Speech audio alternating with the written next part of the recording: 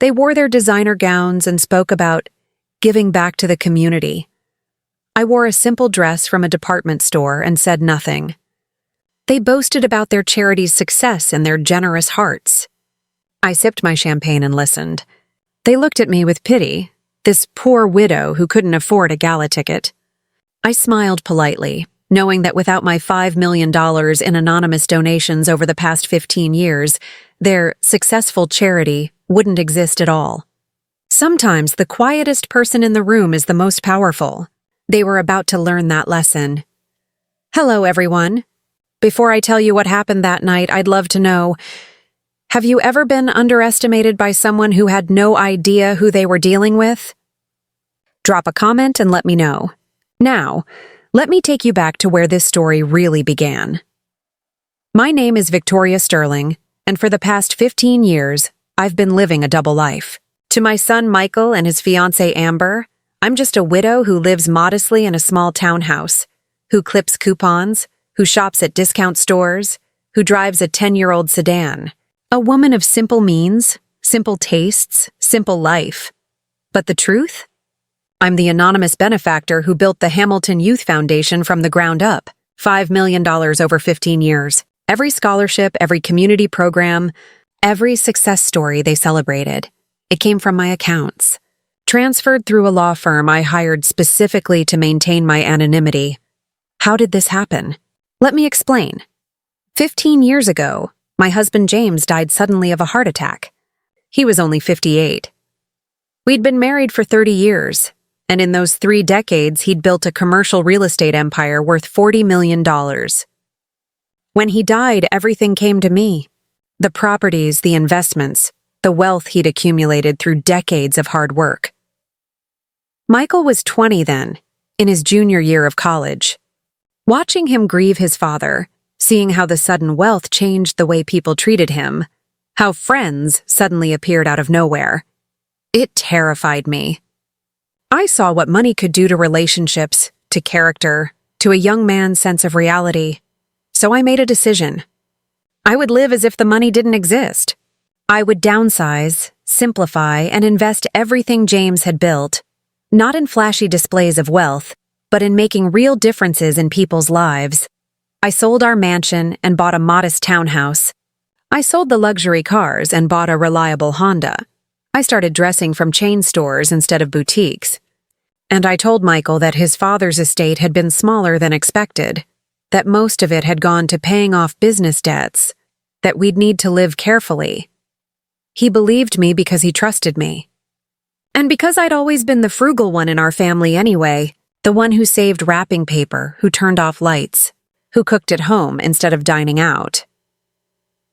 The Hamilton Youth Foundation started almost accidentally.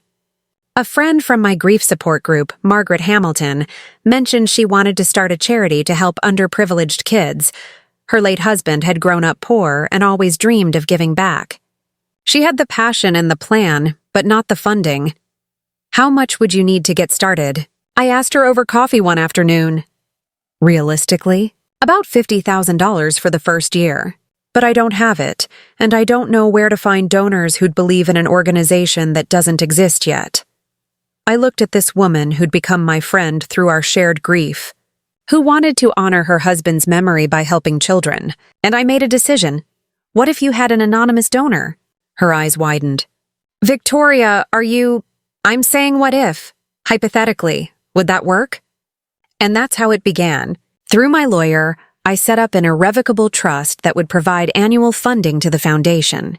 Margaret never knew it was me. She assumed it was some wealthy benefactor who wanted to remain private. Which technically was true. Over the years, I watched the foundation grow.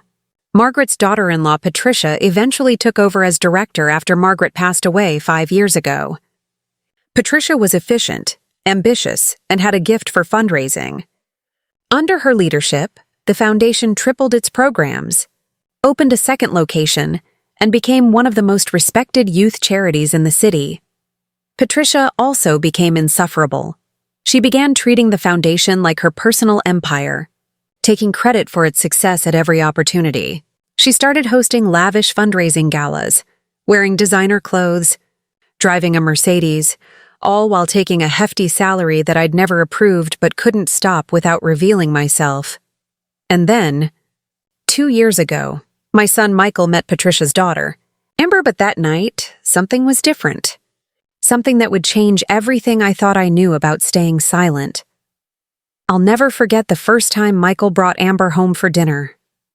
She walked into my modest townhouse and I watched her eyes scan the room, cataloging every detail: the IKEA furniture, the framed photos from the drugstore, the kitchen table I'd bought at a yard sale. "So this is where you grew up?" she asked Michael, her tone carefully neutral but her meaning clear. "No," Michael replied, oblivious to her condescension. "We moved here after Dad died." Mom downsized. "How practical," Amber said, accepting the glass of water I offered her as if it might be contaminated. Over dinner, Amber talked about herself. And talked. And talked. Her marketing degree from a private university, her internship at a Fortune 500 company, her parents' success with the foundation, her future plans for elevating the charity's brand. "My mother always says that charity work is really about who you know," Amber explained, pushing around the homemade lasagna I'd spent hours preparing. "It's not enough to do good. You have to be seen doing good. That's how you attract the right kind of donors." The right kind of donors. I almost laughed. If only she knew. After they left that night, I sat in my quiet townhouse and asked myself a question I'd been avoiding. How long was I going to keep this up? Michael was 35 now, successful in his own right as an architect, financially independent, mature. When was I going to tell him the truth? But every time I came close, something stopped me. Maybe it was pride. I'd maintained this persona for so long that admitting the deception felt impossible. Maybe it was fear. What if he was angry that I'd lied? What if he saw me differently? What if it changed who he was? Or maybe deep down, I was waiting to see if Amber would love him for who he was, not for what he might inherit. As their relationship progressed, my concerns grew. Amber moved into Michael's apartment after only 4 months. She quit her job, saying she wanted to focus on the foundation full-time, working under her mother. She convinced Michael to trade in his practical Subaru for a BMW. "You're an architect, babe," I overheard her tell him once. "You need to look the part. Image matters." One Sunday afternoon, about a year into their relationship, Amber and her mother Patricia came over for tea. I'd invited them, hoping that maybe if I got to know Patricia better, I'd feel differently about the direction the foundation had taken. I was wrong. Patricia swept into my townhouse like a queen visiting a peasant village. She settled onto my secondhand couch with the air of someone doing me a tremendous favor by being there. "Victoria," she began, her voice dripping with false warmth.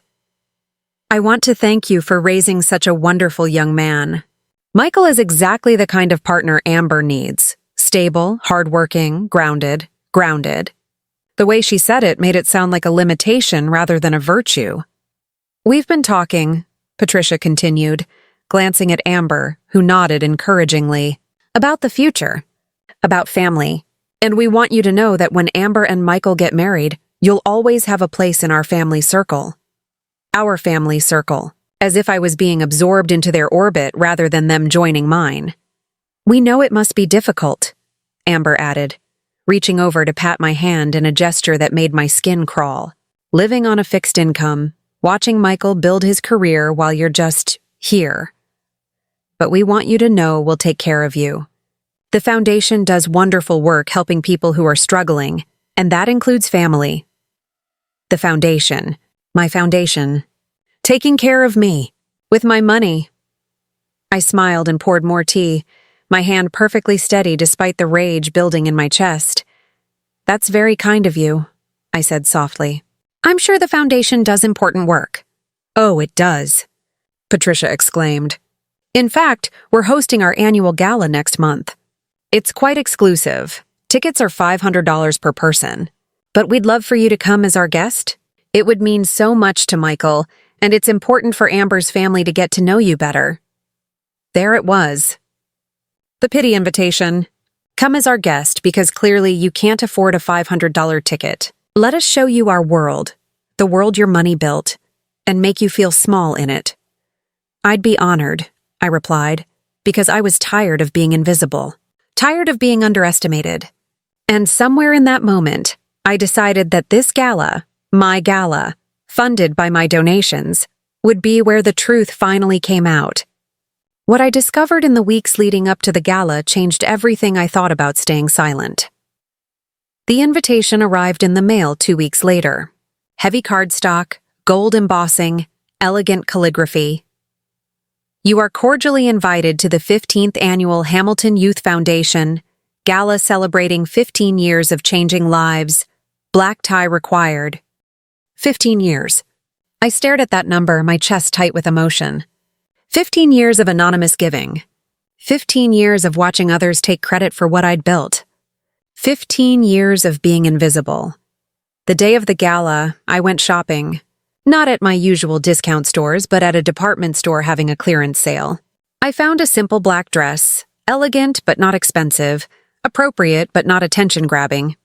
I paired it with my late husband's mother's pearl necklace, the one truly valuable piece of jewelry I'd kept, and low-heeled pumps. When I looked in the mirror, I saw exactly what I wanted to see. A woman who'd made an effort but clearly couldn't compete with the designer gowns that would fill the ballroom.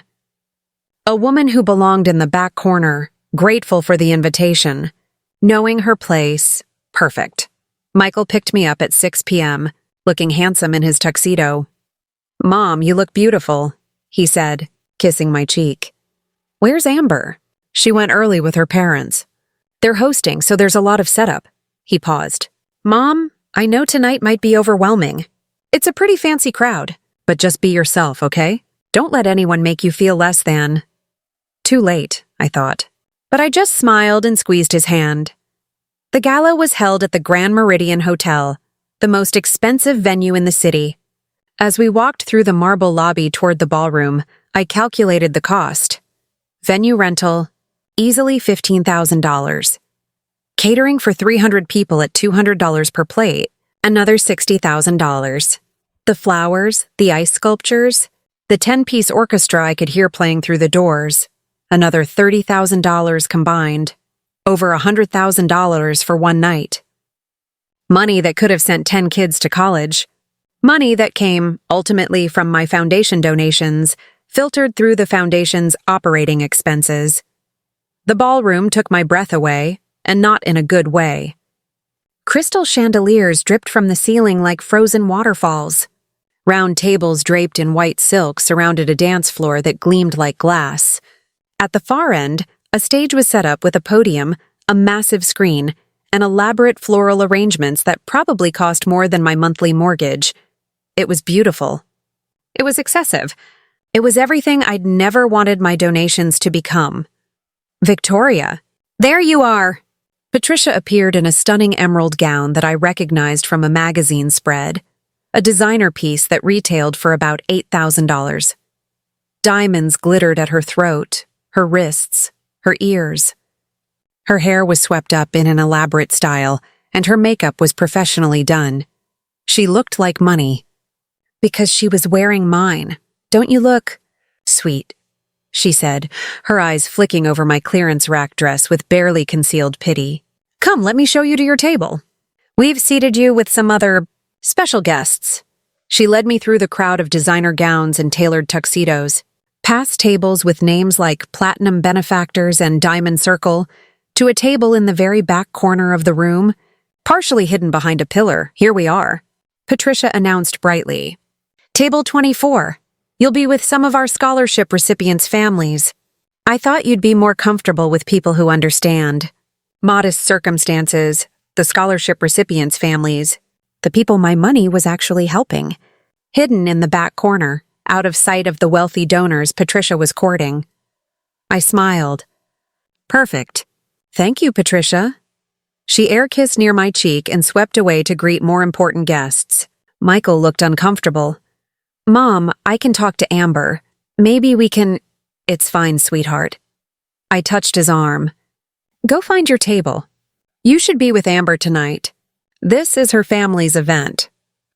After he left reluctantly, I sat down at table 24 and met my table mates. There was Rosa, whose grandson had received a full scholarship to college through the foundation. James, whose daughter was in the foundation's after-school program. Lakeisha, whose son had gotten his first job through the foundation's job training initiative. Real people. Humble people. Grateful people. People whose lives I'd helped change, who would never know it was me. First time at one of these galas? Rosa asked kindly, noticing my wide eyes as I took in the opulence around us. Yes, I admitted. It's something, isn't it? She said, shaking her head with a bemused smile. All this money spent on one party. Makes you think about what else that money could do. Hook number 3. The moment I'd been dreading finally arrived, and with it, a revelation that would shatter everything. The dinner service began. Servers in white gloves brought out course after course: lobster bisque, filet mignon, truffle risotto, crème brûlée. At table 24, we ate quietly, aware that we were the charity cases in a room full of charity's benefactors. Between courses, Patricia took the stage to speak. Good evening, everyone. Welcome to the 15th Annual Hamilton Youth Foundation Gala. The room erupted in applause. Patricia glowed under the spotlight, soaking in the attention like a flower in the sun. 15 years ago, she continued, her voice rich with emotion, my late mother-in-law, Margaret, had a dream. She wanted to create opportunities for children who, like her late husband, came from nothing. She wanted to prove that with support, guidance, and resources, any child could achieve greatness. True so far, but here's where the story would diverge from reality. She came to me and my husband Robert with this vision, and together we built this foundation from the ground up. It wasn't easy. There were years when we didn't know if we'd make it. Years when we poured our own savings into keeping the doors open. Years when we sacrificed our own comfort to ensure these programs survived. I felt my jaw tighten. She was rewriting history, casting herself as the self-sacrificing hero. No mention of the anonymous donor who'd funded everything. No acknowledgement that without that initial $50,000 and the consistent annual donations that followed, there would be no foundation at all. But we persevered, Patricia said, her voice breaking with manufactured emotion, because we believed. And now, 15 years later, we've helped over 2,000 children. We've awarded $3 million in scholarships. We've created programs that have become models for other communities. $3 million in scholarships, funded entirely by my $5 million in donations, but she made it sound like she'd earned every penny herself. Tonight, Patricia continued, I want to recognize the people who've helped us get here.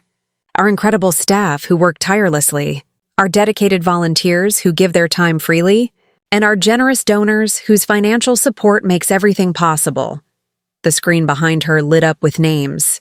The platinum benefactors who'd given $50,000 or more.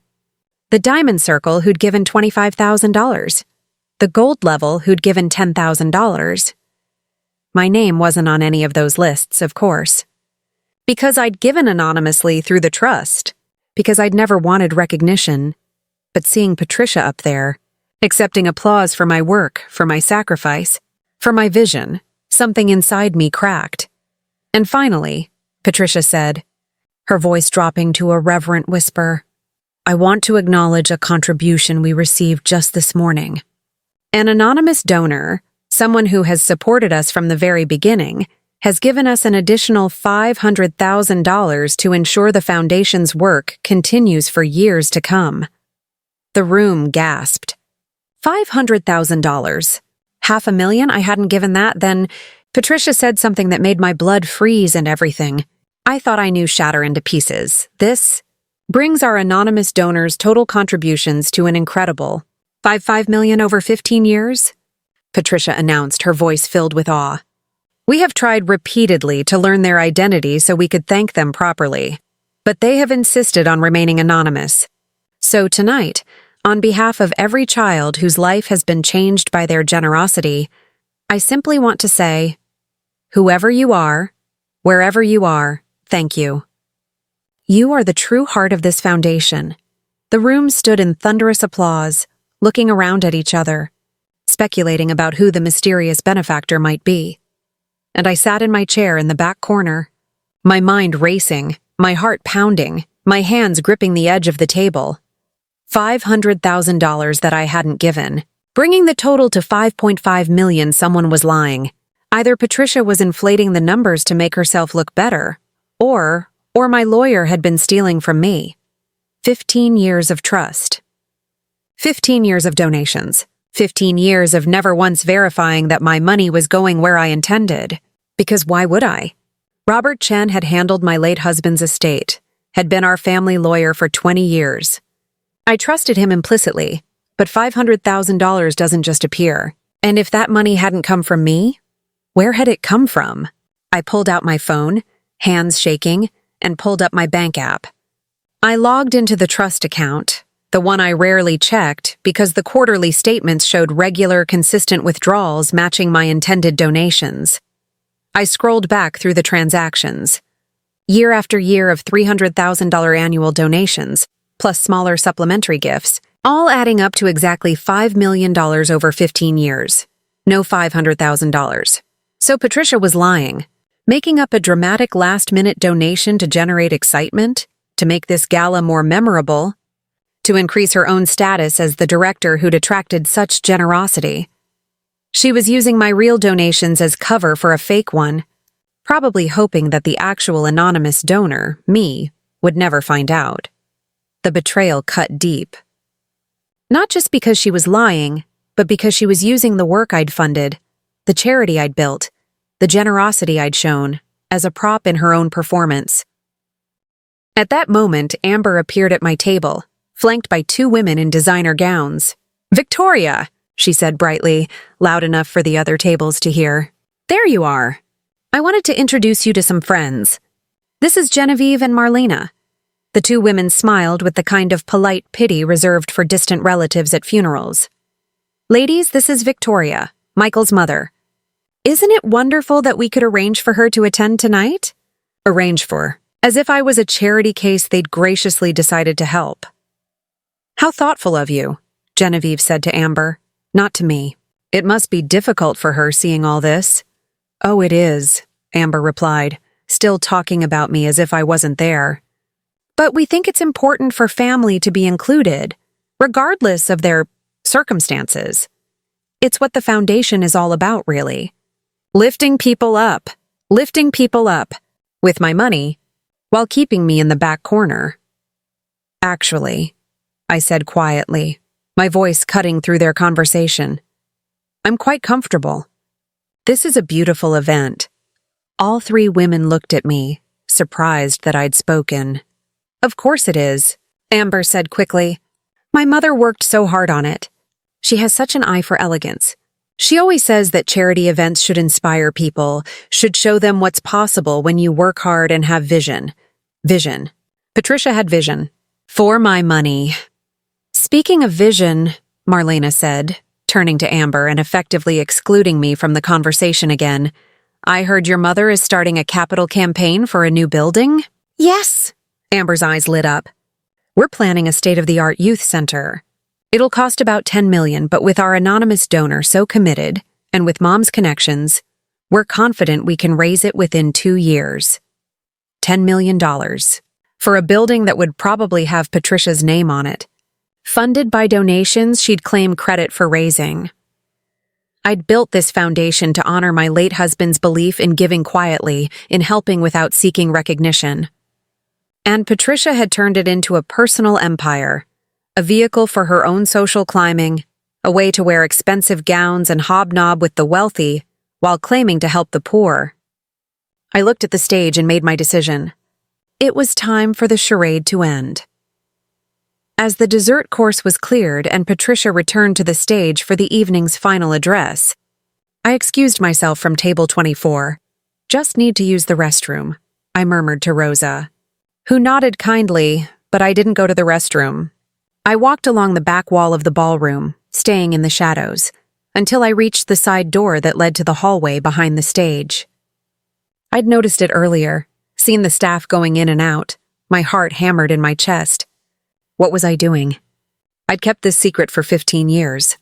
I'd built my entire relationship with my son on this lie. Was I really going to expose everything in front of 300 people? I thought about Patricia on that stage, accepting applause for my work. I thought about Amber, talking about lifting people up while looking down on me. I thought about 15 years of silence, of smallness, of being invisible while others shone in my light. Yes, I was going to expose everything. I pushed through the door and found myself in a narrow hallway. 2 staff members were adjusting equipment, and they barely glanced at me. Just another guest who'd taken a wrong turn. "Excuse me?" I said to one of them, a young man with a headset. "I need to speak with Mrs. Hamilton. It's urgent." "She's about to give the closing remarks. I'm aware." "This can't wait." I pulled out my phone and showed him my bank app, the trust account with its millions of dollars clearly visible. "Tell her Victoria Sterling needs to speak with her. Now." His eyes widened as he processed the amount on the screen. Yes, ma'am. "Right away." He spoke into his headset, and moments later Patricia appeared through a door, her face tight with annoyance. "Victoria? What are you doing back here? The closing ceremony is about to— Did you really receive a $500,000 donation today?" I asked quietly. She blinked. That's none of your— How dare you question— Did you?" I repeated. "The foundation's finances are confidential," she said coldly. "Now, if you'll excuse me, I have a speech to give." She started to turn away, and I said, "Because I'm the anonymous donor. I've given you $5 million over 15 years, not $5.5 million. $5 million? And I want to know where that extra $500,000 came from." Patricia froze. Slowly, she turned back to face me, her expression shifting from annoyance to confusion to calculation. No, that's not possible. You drive a 10-year-old Honda. You shop at discount stores. I live the way I choose to live," I said. "But my bank account tells a different story. So I'll ask you one more time. Where did that $500,000 come from?" For a long moment, we stared at each other. Then Patricia's face hardened. "It came from the same place all our other donations come from. Generous supporters who believe in our work." "So you lied." "There was no new donation this morning." I enhanced the narrative, she said icily. "It's called fundraising, Victoria. People give more when they see big numbers. When they see momentum. That's how you build a successful charity." "No," I said softly. "That's how you commit fraud." Her face went white. "You can't prove anything. And even if you could, who would believe you? Look at yourself. You're nobody. You're Michael's poor mother that we invited out of pity. You're sitting at table 24 with the scholarship recipients because that's where you belong, with the people we help, not the people who help us."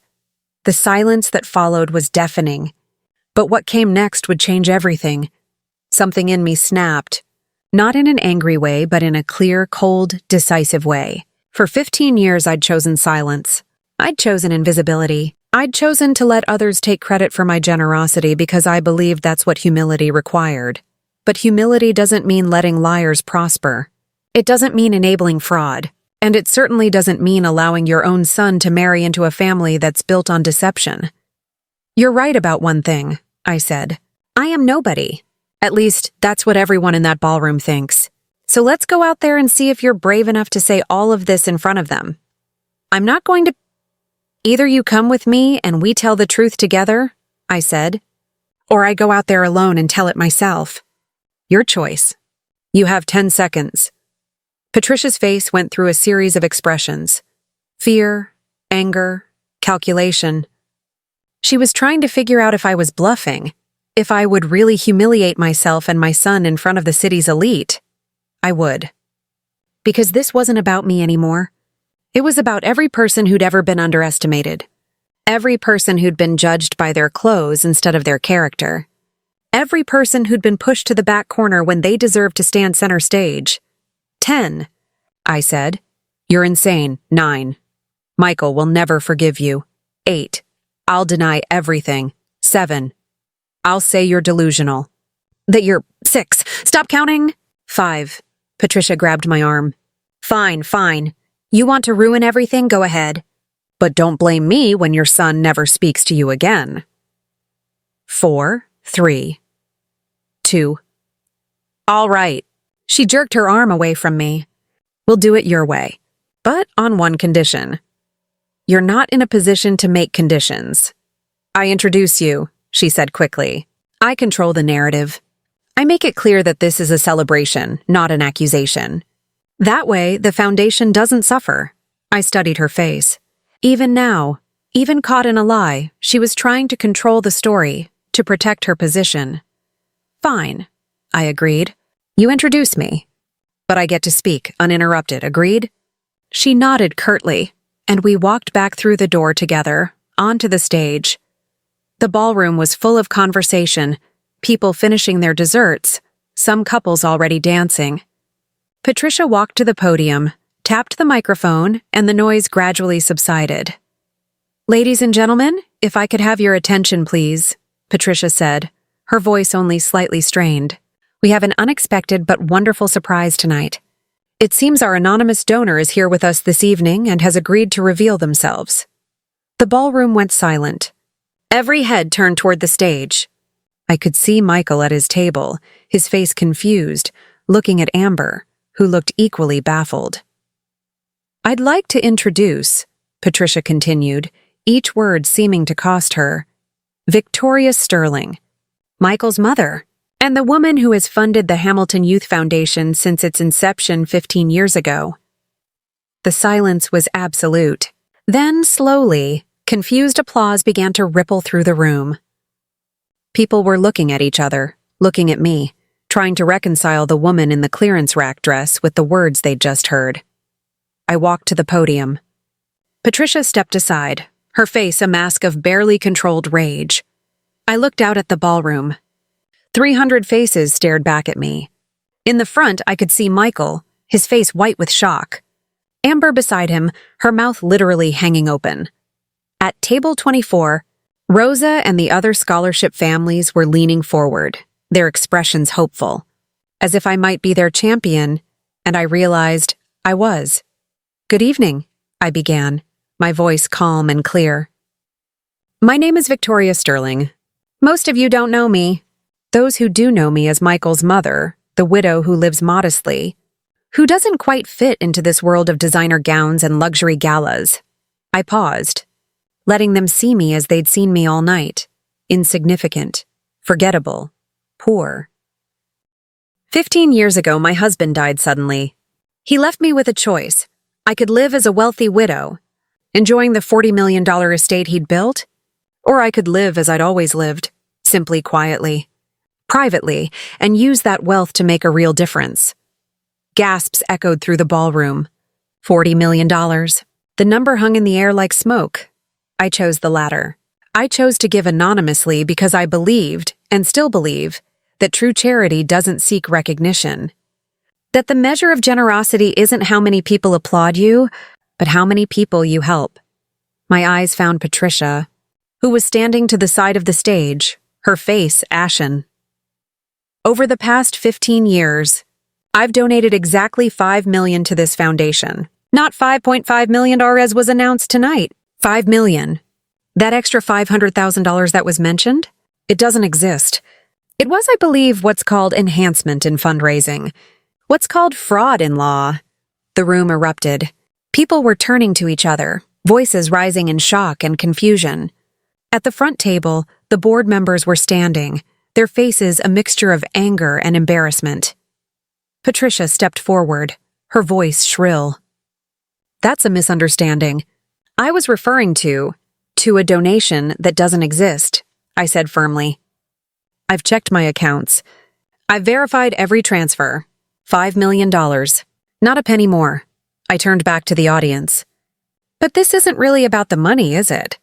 It's about respect. It's about how we treat people. It's about whether we judge someone by their designer gown or by their character. My eyes found table 24. Tonight, I was seated in the back corner with the scholarship families. The people this foundation actually serves. And you know what? They were the most genuine, most grateful, most humble people in this entire ballroom. While everyone else was showing off their wealth, they were simply grateful to be here. I gestured to the opulent surroundings. This gala cost over $100,000. That's enough to send 10 students to community college, to provide a year of after-school programs for 500 children, to offer job training to 200 adults. Instead, it bought lobster and champagne and an ice sculpture that will melt by morning. And I take responsibility for that, because my donations made it possible. But the night wasn't over yet. What Michael did next shocked everyone, including me. Michael stood up. Every eye in the room turned to him. "Mom," he said, his voice carrying across the silent ballroom. "Is this true? All of it?" "Yes, sweetheart. All of it. You've been living like—" His voice broke. "You've been clipping coupons and shopping at discount stores while you had 40 million. I have what's left after 15 years of donations," I corrected gently. "About 25 million now after living expenses and investments. But yes." He walked toward the stage and I couldn't read his expression. Was he angry, hurt, embarrassed? He climbed the stairs, walked to where I stood at the podium and did something I didn't expect. He hugged me. "I don't understand why you lied," he said quietly, so only I could hear. "But I understand why you gave. And I'm proud of you." Then he turned to face the ballroom. His arm around my shoulders. "My mother," he said clearly, "has spent 15 years teaching me the most important lesson anyone can learn. That who you are isn't about what you wear or where you sit or how much money you show. It's about what you do when no one's watching. It's about who you help when there's no applause." He looked at Amber, who was still sitting at her table, her face frozen in shock. "Amber," he said gently, "I think we need to talk, privately." Then he looked at Patricia.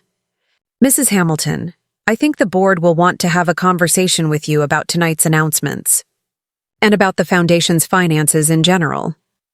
The evening dissolved into chaos after that. The board members surrounded Patricia, demanding explanations. Guests pulled out their phones, some making calls, others recording videos.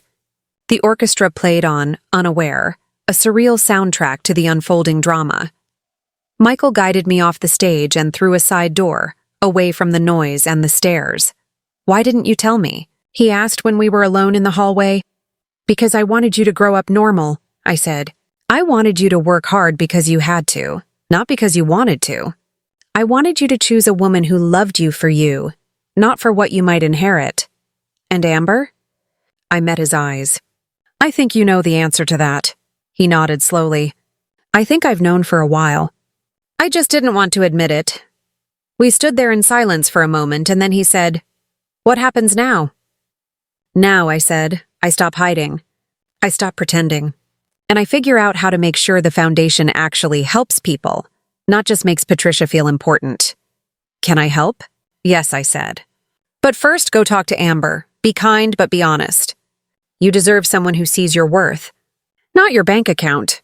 He hugged me again, then walked back toward the ballroom, his shoulders squared with new purpose. I stayed in the hallway, letting the adrenaline slowly drain from my body. I'd done it. After 15 years of silence, I'd finally spoken up, and it felt terrifying and liberating in equal measure. 1 year later, something unexpected happened that proved everything I believed about staying silent was worth reconsidering. The weeks following the gala were intense. The story went viral. "Modest Widow Revealed as $1 Million Donor" was the headline that appeared in every local news outlet and several national ones. Some painted me as a hero, others as a liar who'd deceived her own son. The foundation board launched an investigation into Patricia's finances and found that while the $500,000 donation hadn't existed, she had been inflating donation numbers for years, using the anonymous donor as cover for her own embellishment. She resigned under pressure, though no criminal charges were filed. Apparently, lying about donations isn't technically fraud if no one loses money. Amber and Michael's relationship ended 3 days after the gala. She'd sent him a long text explaining that she couldn't be with someone whose family was so dishonest. Completely missing the irony, Michael moved back home with me for a few months while he processed everything. We had long conversations about truth and lies, about generosity and pride, about the difference between humility and hiding. "I get why you did it," he said one evening over dinner in my modest townhouse. "I don't agree with the lying part, but I get it." "I'm sorry I lied to you," I told him. "If I could do it over, I'd find a different way. A more honest way." "What would you do differently?" I thought about that. "I'd still live modestly. I'd still give anonymously. But I'd tell you the truth about our finances. I'd trust you to handle it maturely." "Would you have stopped the donations if I'd asked you to?" "No," I admitted. "That money was never really mine. It was James's, and I know he would have wanted it used this way." "Then maybe the lying was necessary," Michael said quietly. "Not right, but necessary. Because if you'd told me, I probably would have tried to stop you. Or I would have felt guilty spending any of it on myself. And you didn't want that." "No, I didn't." We sat in comfortable silence for a moment. Then Michael said, "So what now? What happens to the foundation?" That was the question I'd been wrestling with for weeks. The board had asked me to join as a voting member, not as director, but as an advisor. They wanted my input on how to refocus the organization, how to ensure the money actually went to helping kids rather than funding galas. I'd agreed, with one condition, that the foundation establish a transparency policy, publishing full financial reports quarterly, showing exactly where every dollar came from and where it went. "I want people to see that charity doesn't have to be about fancy events and designer gowns," I explained to the board at my first meeting. "It can be quiet and efficient and effective. That's what Margaret originally wanted. That's what I've always wanted. And if my donations are going to continue, and they will, that's what I insist upon." The new executive director, a woman named Dr. Sarah Chen, who'd spent 20 years in nonprofit management, embraced the vision immediately. "We're going back to basics," she announced at a press conference. "Community programs, direct aid, measurable outcomes. No more 100,000 galas. No more ice sculptures. Just real help for real people." The public response was overwhelmingly positive. Donations actually increased once people saw the transparency reports, once they understood that their money was going directly to programs rather than overhead. And Michael? He found his passion. 6 months after the gala, he approached me with an idea. "I want to design the new youth center," he said, "not the $10 million building Patricia was planning. Something smaller, more efficient, more sustainable. Something that actually fits the foundation's values." Together with Dr. Chen, we developed plans for a modest but functional facility that would cost $2 million instead of $10 million. The extra $8 million we saved? It went directly into the scholarship fund. The groundbreaking ceremony was small, just board members, staff, scholarship recipients, and families. No media, no fancy speeches, no designer gowns, just real people celebrating a real achievement. As I stood there watching Michael chat with the kids who'd benefit from his design, I realized something. I'd spent 15 years trying to teach him the value of quiet generosity by hiding it from him. But maybe the better lesson, the one I should have taught from the beginning, was that generosity doesn't have to be hidden to be humble. That you can be proud of doing good without seeking applause for it. That transparency and humility aren't opposites. They're partners. "Mrs. Sterling." I turned to find Rosa, the grandmother I'd sat with at the gala, standing beside me with her grandson Marcus, the college student whose scholarship I'd funded. "I wanted to thank you," she said, tears in her eyes. "Not just for the money, though Lord knows that changed Marcus's life, but for showing all of us that night that you don't have to be loud to be strong, that you don't have to show off to be generous." Marcus nodded shyly. "You were sitting at our table all night and we had no idea. You just talked to us like people, like we mattered." "You did matter," I said. "You do matter. More than any of the people at the fancy tables up front." "That's what my abuela says," Marcus replied, smiling at Rosa. "She says real wealth isn't about money. It's about character. Your abuela is wise." As they walked away, I felt Michael's arm around my shoulders. "You okay, Mom?" "Yeah," I said, watching the kids run around the construction site, their laughter filling the air. "Yeah, I think I finally am." the story of the charity gala revelation became something bigger than I expected. Not because of me, but because it sparked a conversation about how we think about wealth and charity. Other foundations started publishing transparency reports. Wealthy donors began asking hard questions about where their money went. The culture of extravagant fundraising galas began to shift, not disappearing entirely, but being questioned, reconsidered, reformed. As for me, I did something I'd avoided for 15 years. I bought myself a new car. Not a luxury vehicle, but a reliable, safe, new Honda. Michael teased me that I was finally living a little. I also started speaking at nonprofit conferences about anonymous giving and financial transparency. Not to brag about what I'd done, but to encourage others to think carefully about how they give and why. And yes, I went shopping at a real boutique and bought myself one designer dress. Just one. For special occasions. Like the day, exactly 1 year after the infamous gala, when the Hamilton Youth Foundation held a simple ceremony to present scholarships to 25 students. No ice sculptures, no lobster, no champagne, just coffee and cookies in a high school gymnasium, with students and families celebrating genuine achievement. I wore my designer dress that day, not because I needed to impress anyone, but because it felt good to finally be comfortable with both parts of myself, the frugal widow and the generous benefactor. They weren't separate identities anymore. They were just me. Patricia sent a card, surprisingly. It was brief. What you did took courage. I'm sorry for misjudging you. P, I don't know if she meant it. But I chose to accept it as genuine because carrying anger is exhausting, and forgiveness is its own kind of power.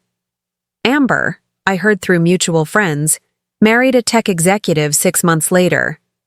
I wished her well, genuinely. She'd wanted financial security and found it. And Michael had escaped a marriage that would have been built on false foundations. Speaking of Michael, he met someone new. Her name was Elena. She was an environmental engineer. And when I invited her to dinner at my townhouse, she showed up with a bottle of wine and a genuine smile.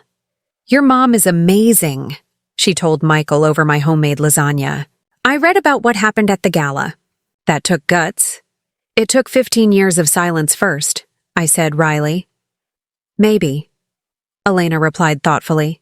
But maybe that's okay. Maybe sometimes we need to be quiet to figure out when it's time to be loud. I liked her immediately. As I write this now, 2 years after the gala, I'm sitting in my modest townhouse, looking at the framed photo on my mantel. It's from the youth center's grand opening. Michael and Elena on one side of me, Dr. Chen on the other, surrounded by scholarship recipients and their families. No designer gowns. No chandeliers. Just real smiles and real pride. The photo next to it is older, 15 years old to be exact. It's from the day I wrote the first check to the Hamilton Youth Foundation. I'm standing with Margaret in front of an empty storefront that would become the foundation's first office. We're both wearing jeans and t-shirts. We're both smiling. And we both look like we know a secret that no one else does. We did know a secret, that the best kind of giving is the kind that changes lives without needing to announce itself. I still believe that. I just also believe now that there's a time to be quiet and a time to speak up. A time to hide and a time to reveal. A time to stay in the back corner and a time to walk onto the stage. The trick is knowing which time is which, and knowing that sometimes the quietest person in the room really is the most powerful, but only if they're willing to use that power when it matters. So here's my question for you, and I really want to know. If you had $5 million to give away, would you give it anonymously or publicly? Would you hide your generosity or share it with the world? There's no right answer, but I'd love to hear your thoughts in the comments below. And if you've ever been underestimated, if you've ever been the person in the back corner who knew more than anyone realized, leave a comment and tell me your story. Because I think there are a lot more Victorias out there than we realize. A lot of quiet revolutionaries waiting for their moment to speak up. Thank you for listening to my story. Thank you for staying until the end. And remember, true wealth isn't about what you have. It's about what you give, and how you give it, and why. The quietest person in the room might just be planning a revolution, and maybe it's time for you to plan yours.